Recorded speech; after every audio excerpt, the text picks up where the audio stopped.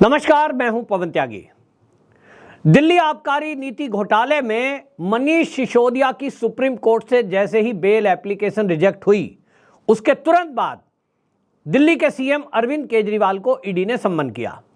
यह सम्मन इसलिए किया गया क्योंकि जो मनीष सिसोदिया की तरफ से वकील प्रस्तुत हुए थे, उन्होंने अपनी जिरह के दौरान जमानत मांगते हुए ये दलील रखी थी कि जो भी ये नीति बनाई गई, इस नीति के निर्धारण में अकेले मनीष सिसोदिया दोषी नहीं है। इसके लिए मिनिस्टरों का जो ग्रुप है उसने ये निर्णय लिया था।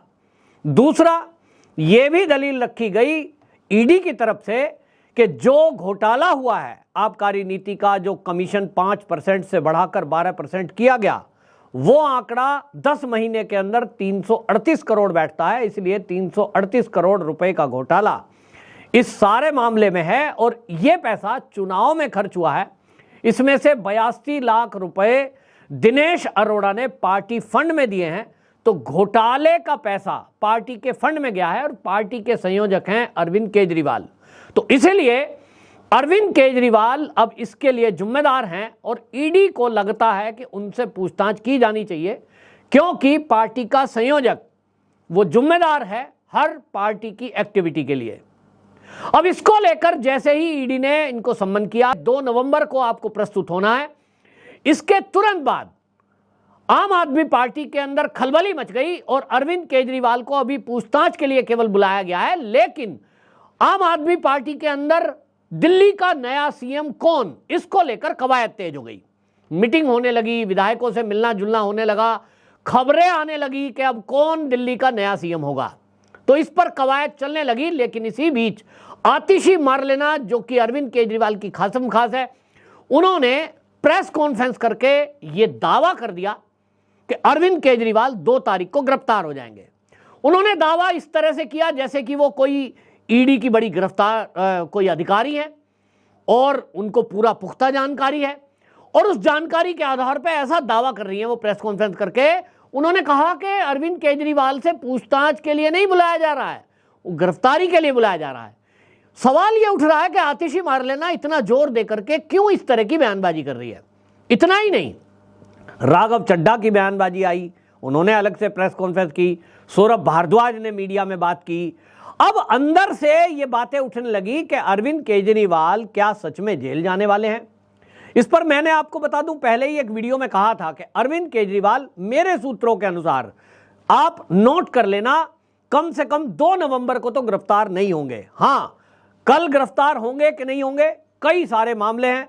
शीश महल का घोटाला है, फिर जो है उसमें कई सारे ऐसे घोटाले हैं। जो एफबीयू यूनिट बनाई गई, उसका डायरेक्ट रिपोर्टिंग अरविंद केजरीवाल को थी, वो एक घोटाला है। अनियमितता को लेकर घोटाला है। अब किसी ना किसी मामले में कभी ना कभी तो अरविंद केजरीवाल जेल जाएंगे। लेकिन आबकारी नीति में जहां तक की बात है, 2 तारीख को फिर से बोल रहा हूं कि ये गिरफ्तार नहीं होंगे। ईडी ने पूछताछ के लिए बुलाया है और आपको बता दूं, ईडी ने अभी तक अरविंद केजरीवाल को आरोपी नहीं बनाया है, इसलिए केवल पूछताछ होगी। और यह पूछताछ इसीलिए है क्योंकि मनीष सिसोदिया की तरफ से अब यह दलील रख दी गई कि इसमें मैं अकेला दोषी नहीं हूं। ग्रुप्स ऑफ जो मिनिस्टर्स हैं, जीओएम, उसका निर्णय था। तो अरविंद केजरीवाल से यह पूछा जाएगा कि वो जो ग्रुप्स ऑफ मिनिस्टर ने आबकारी नीति परिवर्तन का निर्णय लिया, आपकी सहमति उसमें थी या नहीं। अब मुख्यमंत्री हैं, इनकी सहमति के बिना तो कुछ हो नहीं सकता, लेकिन इनसे जवाब चाहिए और वो भी लिखित में। और दूसरी बात, जो पैसा आया है 82 लाख का एक चेक दिल्ली चुनाव लड़ने के लिए संजय सिंह के कहने पर पार्टी के फंड में आया, तो उस पर आपका क्या कहना है, क्योंकि आप संयोजक हैं। इसी तरह शराब घोटाले का पैसा पंजाब के चुनाव में खर्च हुआ, इस चुनाव में खर्च पर आपका क्या कहना है, ये ईडी को जवाब चाहिए। पार्टी संयोजक हैं, मैं पहले ही बोल चुका हूं कि वो आज पहले से लेकर और अभी तक देख लीजिए, हर मामले में अपने आप को कहते हैं कि हम तो कट्टर ईमानदार हैं। और अपने आप को कट्टर ईमानदार कहने के बजाय उन्होंने एक चालाकीपूर्ण काम यह भी किया है, जो आम आदमी पार्टी के किसी मंत्री, किसी एमएलए, किसी नेता ने अभी तक नहीं समझा और ना समझेंगे तो नुकसान में रहेंगे, कि उन्होंने किसी भी मंत्रालय को नहीं लिया, किसी भी दस्तावेज पर साइन नहीं करते। ये आम आदमी पार्टी के जितने भी विधायक हैं, ये जो मंत्री हैं जो खुश हो रहे हैं कि हमें मंत्रालय मिल गया, उनके दिमाग में ये सवाल क्यों नहीं आया कि एक मुख्यमंत्री है वो किसी फाइल पे साइन क्यों नहीं करते? पूछा क्यों नहीं? कभी नहीं पूछते। इनको लगता है हम मंत्री बन गए, बस इतना ही काफी है। वो कभी नहीं पूछते कि आपने कोई मंत्रालय क्यों नहीं लिया। आतिशी मारलेना के पास 15 से अधिक मंत्रालय आज की डेट में है। कोई दूसरा ये नहीं पूछता कि क्या आम आदमी पार्टी में और कोई इस काबिल नहीं है कि 5-6 मंत्रालय उसे भी दिए जा सके। पहले मनीष सिसोदिया को दे रखे थे, अभी वो आतिशी को दे दिए हैं। तो अब सवाल ये उठ रहा है कि अभी तक गिरफ्तारी की बात ना तो ईडी ने कही है ना सीबीआई ने कही है। गिरफ्तारी ऐसे होती भी नहीं है। ये जो आम आदमी पार्टी के नेता हैं ये जोर देकर इस बात को क्यों अलग अलग तरीके से रख रहे हैं? इसके पीछे का एक ही उत्तर है कि ये नेता ये चाहते हैं कि अरविंद केजरीवाल 2 तारीख से पहले निर्णय कर लें। अब तो कुछ ही घंटे बचे हैं, अभी तक कोई निर्णय आया नहीं है। सौरभ भारद्वाज ने खुलकर कह दिया कि ये तो हम जेल से ही चलाएंगे सरकार, यानी अगर जेल में भी चले गए तो जेल से सरकार चलेगी, यानी अरविंद केजरीवाल इस्तीफा देने से रहे।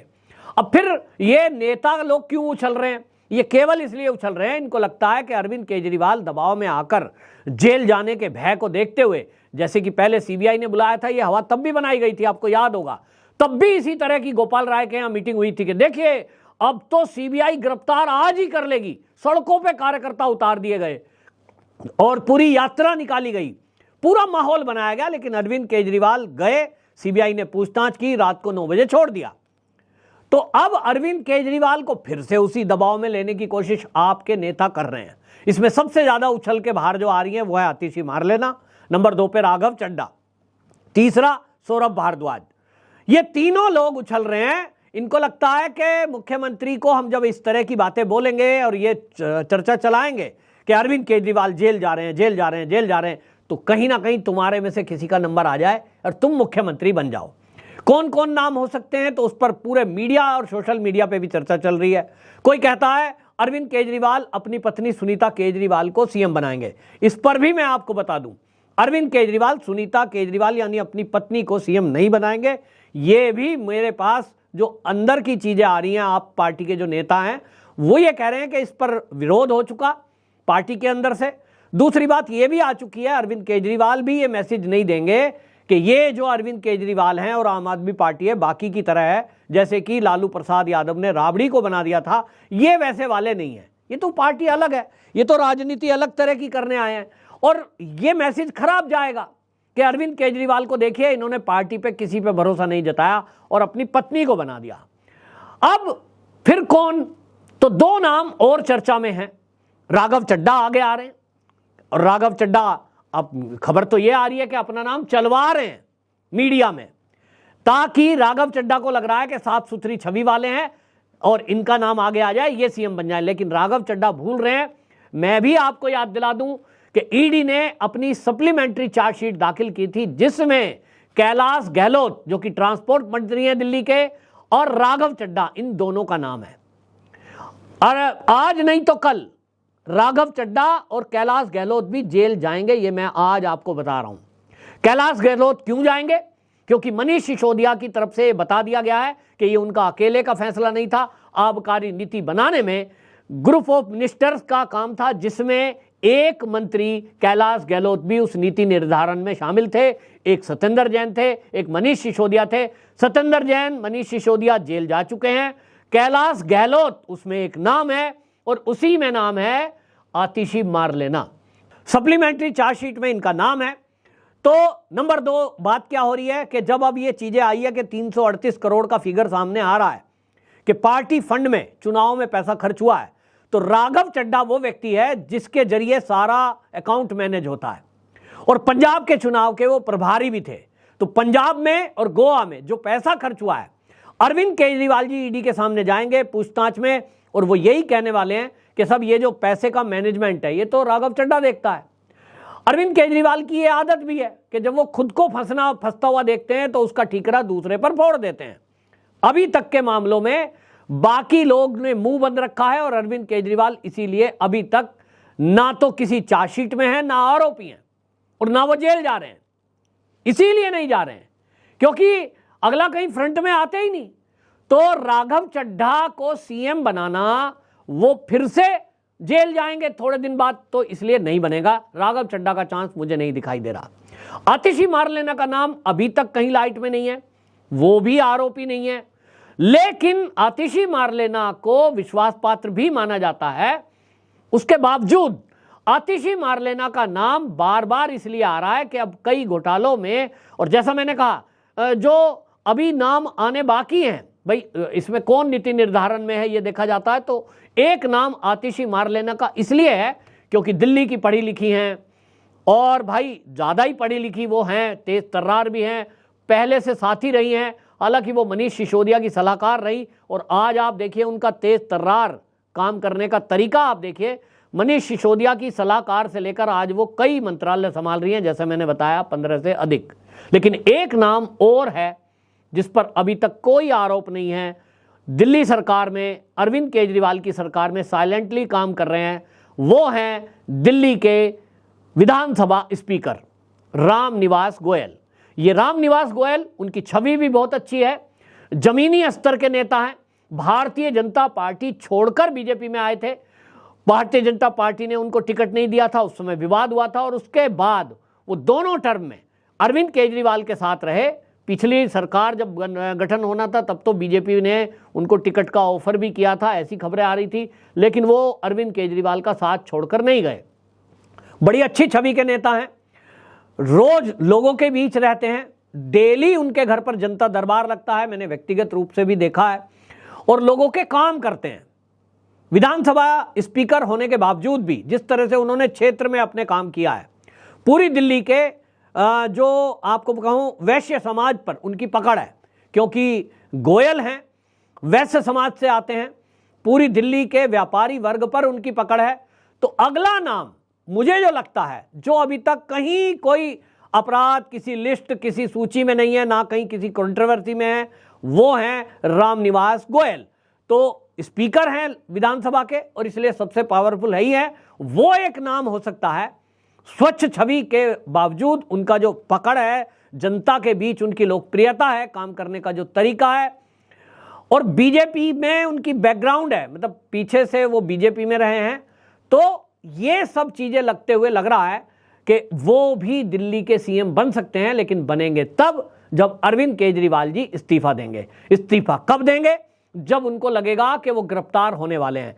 अभी तक मुझे लग रहा है अरविंद केजरीवाल को ये श्योर है कि वो तो फंसने वाले हैं नहीं, क्योंकि उन्होंने कोई दस्तावेज पर साइन नहीं किए हैं, कोई डॉक्यूमेंट पर साइन नहीं किए, किसी मीटिंग का हिस्सा नहीं है। तो फिर से मैं बता रहा हूं कि अरविंद केजरीवाल तो श्योर हैं कि वो गिरफ्तार नहीं होने वाले हैं, लेकिन ये जो नेता हैं ये अपने आप में लगे हुए हैं, जिसमें कि आतिशी मारलेना, सौरभ भारद्वाज और आपको राघव चड्ढा, ये तीनों लोग दिखाई दे रहे हैं, सबसे ज्यादा अपने आप को हाईलाइट कर रहे हैं। इसी में जो रामनिवास गोयल हैं, उनका नाम इसलिए आ रहा है क्योंकि वो सीनियर मोस्ट लीडर हैं, स्वच्छ छवि है, अभी तक बेदाग हैं आम पार्टी में, लेकिन उन्होंने अपने आप को हाईलाइट नहीं किया है।